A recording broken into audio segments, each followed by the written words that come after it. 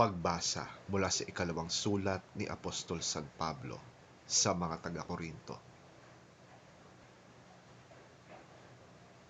Ngunit kaming pinagkalooban ng kayamanang espiritual na ito ay hamak na sisidlan lamang tulad ng mga palayo upang ipakilala ang dakilang kapangyarihang ito ay sa Diyos at hindi sa amin.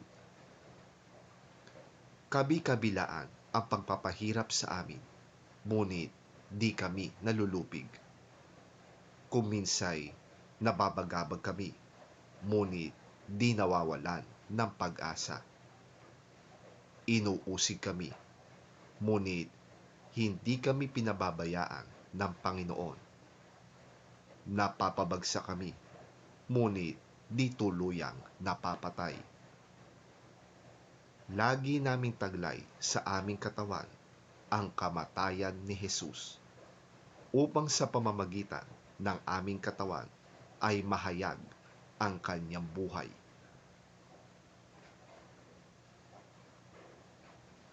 Habang kami nabubuhay, lagi kaming nabibingit sa kamatayan alang-alang kay Jesus, upang sa aming katawang may kamatayan ay mahayag ang kanyang buhay. At habang kami dahan-dahang namamatay, kayo nama'y nagkakaroon ng buhay. Sinasabi ng kasulatan, nagsalita ako sapagkat ako'y sumampalataya.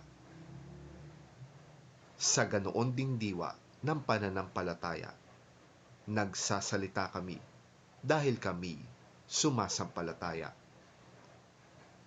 Sapagkat alam naming ang Diyos na muling bumuhay sa Panginoong Hesus ay siya ring bubuhay sa amin kasama si Jesus at magdadala sa atin sa kanyang piling.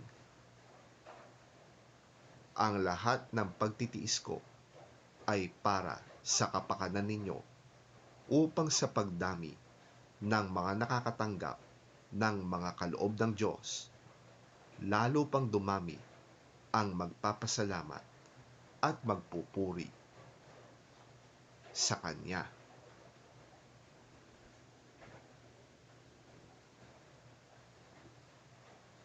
Ang salita ng Diyos. Salamat sa Diyos.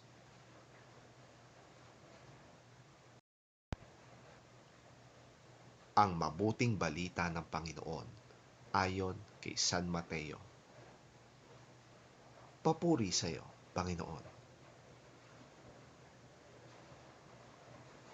Narinig ninyong sinabi, huwag kang mangangalunya. Ngunit sinasabi ko sa inyo, ang sino man tumingin sa isang babae nang may mahalay na pagnanasa ay nangangalunya na sa babaeng yon sa kanyang puso. Kung ang kanang mata mo ay nagiging sanhi ng iyong pagkakasala, dukutin mo ito at itapon. Mabuti pang mawalan ka ng isang bahagi ng iyong katawan kaysa ang buo mong katawan ang itapon sa impyerno. Kung ang iyong kanang kamay naman ay nagiging sanhi ng iyong pagkakasala, putulin mo ito at itapon. Mabuti pang mawalan ka ng isang bahagi ng iyong katawan kaysa ang buo mong katawan ang itapon sa impyerno.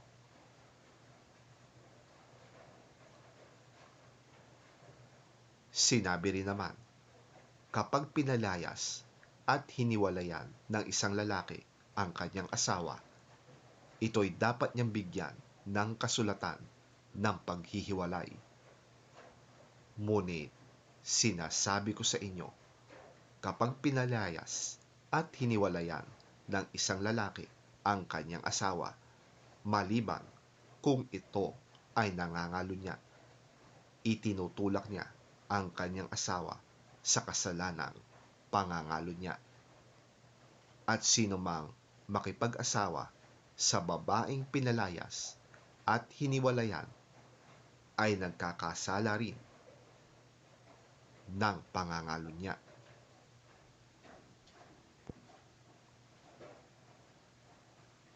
Ang mabuting balita ng ating Panginoon. Pinupuri ka namin, Panginoong Hesukristo. You have heard that it was said, "Do not commit adultery."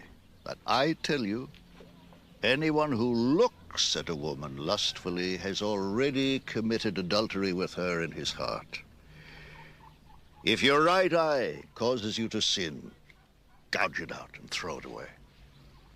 It is better for you to lose one part of your body than for your whole body to be thrown into hell.